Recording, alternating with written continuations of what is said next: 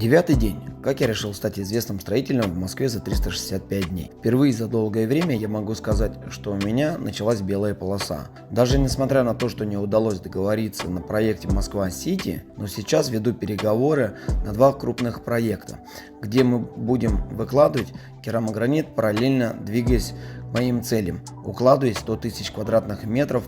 Благо почти 10 лет опыта работы с плиткой и в премиум-сегменте позволяет брать на себя такие большие проекты. Глобальная цель на этот год – набрать первые 10 тысяч подписчиков на этом аккаунте и выйти на крупных застройщиков. Получится у меня или нет, наблюдай в следующих рилсах.